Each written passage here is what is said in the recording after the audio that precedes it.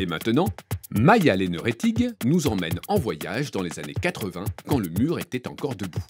Direction Berlin-Ouest.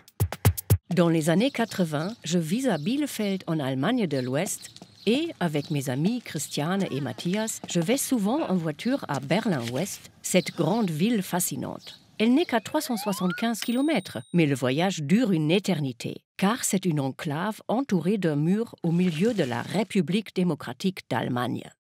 Pour y aller, il faut passer la frontière entre les deux États et traverser la RDA sur une autoroute assez particulière, la Transitstrecke, la voie de transit.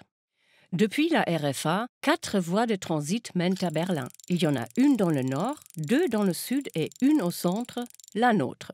C'est l'axe le plus fréquenté avec un passage de frontière entre les deux Allemagnes à Helmstedt-Marienborn.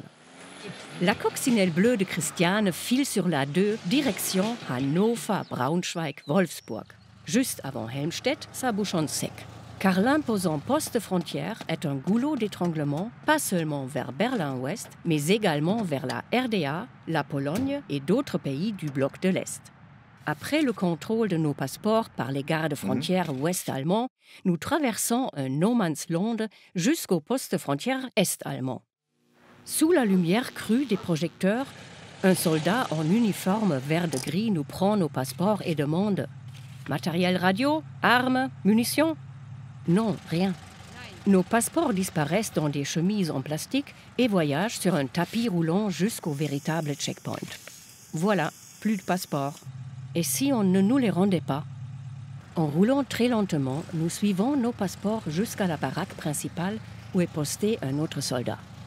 Celui-ci prend tout son temps et scrute longuement nos papiers, puis nos visages anxieux. Il nous rend nos passeports dûment tamponnés, sans un mot. Dans ses échanges avec l'ennemi capitaliste, il doit s'en tenir au strict minimum. Des jeunes gens qui ont eu le malheur d'attirer l'attention doivent démonter eux-mêmes leur voiture devant les douaniers. Dans les miradors, nous distinguons des soldats avec des mitraillettes. Quel soulagement de sortir de là. Padam, padam, padam. Le voyage se poursuit sur les plaques en béton de l'autoroute de transit, limitée à 100 km/h. En cas d'infraction, l'amende est salée, alors c'est plus prudent de rouler à 90. Maintenant, nous pouvons nous moquer des panneaux publicitaires que nous croisons sur l'autoroute. Certes, les Allemands de l'Est parlent allemand comme nous, mais avec un vocabulaire bien à eux, qui nous paraît très étrange et nous fait rire. Nous traversons des forêts de pins interminables. Pas de ville ni de village, juste parfois l'ombre d'une ferme au loin. Nous doublons des voitures Wartburg et des Trabants couleur pastel, sortes de jouets géants qui pétaradent et polluent. Furtivement, nous observons les occupants qui nous semblent tout droit sortis des années 60. Puis vient notre pause habituelle sur l'aire d'autoroute Bird. Au resto-route à la décoration désuète, nous commandons un plat uniquement parce que son appellation typiquement est-allemande nous amuse.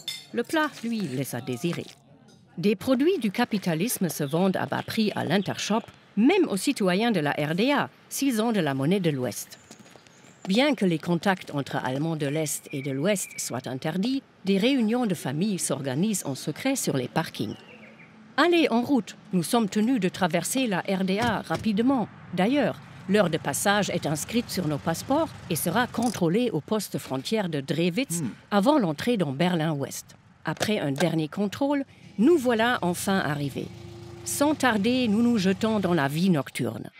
Concert punk au SO36, danse déchaînée au Dschungel, Cocktail à l'Aubar à Kreuzberg ou au Kumpelnest 3000 à Schöneberg. Et partout, nous tombons sur ce mur absurde qui coupe les rues et les bâtiments. Il nous rappelle que nous nous trouvons sur une île perdue en territoire inconnu, l'autre Allemagne. Un pays dont le régime cherche par tous les moyens à empêcher ses citoyens de fuir. C'est pourquoi la frontière en direction de l'Ouest est encore plus sécurisée. Au retour, nous devons passer par une sorte de sas. Voilà la machine à écrabouiller les voitures, commente Christiane, et de désigner 2 blocs de béton armés qui cachent une barrière amovible. En 1983, un camion-citerne dont le chauffeur voulait fuir la RDA a fini sa course contre une barrière de ce type. Quand je passe aujourd'hui devant le panneau mémorial de la division allemande de Marienborn, le mur me semble appartenir à un passé lointain et presque irréel. Dire qu'à l'époque, je n'imaginais pas une seule seconde qu'il pourrait un jour disparaître.